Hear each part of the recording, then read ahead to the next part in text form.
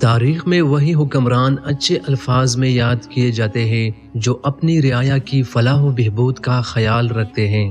بر صغیر پاک و ہند کی تاریخ میں ایک ایسے بادشاہ کا ذکر ملتا ہے کہ اگر ترازو کے ایک پلڑے میں اس بادشاہ کے مختصر سے دور حکومت کو رکھا جائے اور دوسرے پلڑے میں پوری مغل سلطنت کو، تب بھی اس بادشاہ کا پلڑا باری رہے گا۔ ہم بات کر رہے ہیں ہندوستان کے ایک قابل ترین اور انصاف پسند فرمانروا شیر شاہ سوری کی، جنہوں نے مغل بادشاہ بابر اور ان کے بیٹے ہمایوں کے درمیان صرف 5 سال ہندوستان پر حکومت کی، اور ان 5 سالوں میں شیر شاہ سوری نے عوامی خدمات اور فلاحی منصوبوں کی ایسی مثالیں قائم کی کہ آج صدیاں گزر جانے کے باوجود بھی ان کے اثرات ہندوستانی تہذیب میں جوں کہ تو موجود ہے۔ کچھ لوگ شیر شاہ سوری کو مغلوں کا غدار کہتے ہوئے ان پر یہ الزام عائد کرتے ہیں کہ شیر شاہ سوری نے دوسرے مغل بادشاہ ہمایوں سے حکومت چھین کر اسے دربدر کیا تھا، لیکن اس دور میں تخت و تاج حاصل کرنے کا یہی رواج تھا کہ جو زیادہ طاقتور، جرأت مند اور اہل ہوتا وہی حکومت سنبھالتا، جبکہ مغل بادشاہ ہمایوں کسی بھی شعبے میں شیر شاہ سوری کی برابری نہیں کر سکتا تھا۔ پہلے مغل بادشاہ ظہیر الدین بابر میں یہ تمام جوہر موجود تھے، تبھی تو وہ فرغانہ سے چل کر آیا اور دہلی پر قابض ہوا۔ جو حق بابر کو حاصل تھا وہی شیر شاہ سوری کو بھی حاصل تھا، لہٰذا اس نے اپنا حق حاصل کر لیا۔ دوستو، شیر شاہ سوری کی پیدائش 1486 عیسوی میں ہوئی اور ان کا اصل نام فرید خان تھا۔ ان کے والد کا نام حسن خان سوری تھا۔ ان کے آباء و اجداد کا تعلق افغان قبیلے سور سے تھا۔ 1451 عیسوی کے جب دہلی میں لودھی خاندان کی حکومت قائم ہوئی، لودھی جو نسلاً افغانی تھے، انہیں دیکھتے ہوئے بہت سے افغان سردار اچھے مستقبل کی تلاش میں دہلی آن پہنچے۔ انہی سرداروں میں سے ایک شیر شاہ سوری کے دادا ابراہیم سوری بھی تھے۔ بعد ازاں شیر شاہ کے والد حسن خان کو سکندر لودھی نے بہار کے علاقے سسرام کی جاگیر عطا کی۔ شیر شاہ سوری اپنے والد کے 8ویں فرزند تھے۔ اپنی سوتیلی ماں کی نفرت اور سنگدلانہ رویے کے سبب فرید خان یعنی شیر شاہ سوری بچپن ہی میں اپنے گھر سے فرار ہو گئے اور جانپور کے نواب کے ہاں ملازمت اختیار کر لی۔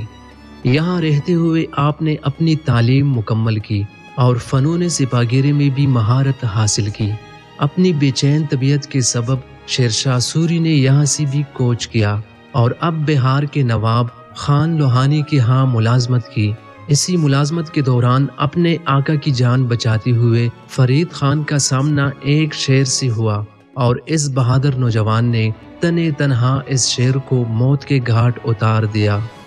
نواب خان لوہانی نے تبھی سے آپ کو شیر شاہ کا لقب دیا اور انہیں اپنے قابل بھروسہ ساتھیوں میں شمار کرتے ہوئے اپنے بیٹے شہزادے جمال خان کا اتالیق مقرر کر دیا۔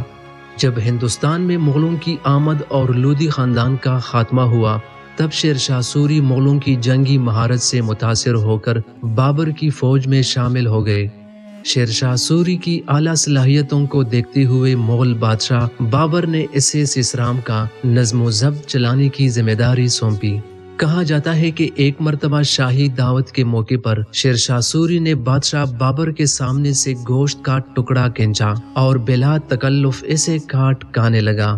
بابر کو یہ بات سخت ناگوار گزری۔ تبھی سے مغلوں اور شیر شاہ سوری کے تعلقات کشیدہ رہنے لگے۔ شیر شاہ سوری کی آزاد طبیعت بابر کی ماتحتی زیادہ عرصہ برداشت نہ کر سکی، چنانچہ واپس بہار لوٹ آئے۔ اب نواب خان لوہانی کی جگہ شہزادہ جمال خان نواب بن چکا تھا، لیکن وہ اول درجے کا نااہل حکمران ثابت ہوا، جس کے سبب تمام نظام سلطنت شیر شاہ سوری نے اپنے ہاتھ میں لے لیا۔ شیر شاہ کی اس اقدام کے باعث نواب بنگال محمود شاہ نے شیر شاہ سوری کے خلاف کارروائی کرنا چاہی، لیکن اسے بھی ہزیمت اٹھانی پڑی۔ اب شیر شاہ سوری کی جنگی قوت میں بے پناہ اضافہ ہو چکا تھا۔ ان حالات کی خبریں جب مغل بادشاہ ہمایوں تک پہنچی تو وہ شیر شاہ سے مقابلے کے لیے آن پہنچا، لیکن وہ بھی شیر شاہ سوری کی جنگی قابلیت کے سامنے نہ ٹیک سکا اور مجبوراً صلح کر کے واپس لوٹ گیا۔ کچھ عرصہ اس صلح پر قائم رہنے کے بعد شیر شاہ سوری نے اپنی بادشاہت کا اعلان کر دیا اور سلطان العادل کا لقب اختیار کیا۔ اب مغل بادشاہ ہمایون نے 1540 عیسوی میں دوبارہ شیر شاہ سوری پر حملہ کیا اور ایک بڑے شکست سے دوچار ہوا۔ اس شکست کے بعد شمالی ہند کا علاقہ شیر شاہ سوری کے زیر تسلط آ گیا اور بادشاہ ہمایون اپنی جان بچا کر بھاگنے پر مجبور ہوا۔ دوستو، شیر شاہ سوری کو حکومت کرنے کے لیے بہت ہی کم وقت نصیب ہوا اور اس دوران بھی وہ مختلف جنگی مہموں اور بغاوتیں کچلنے میں مصروف رہا۔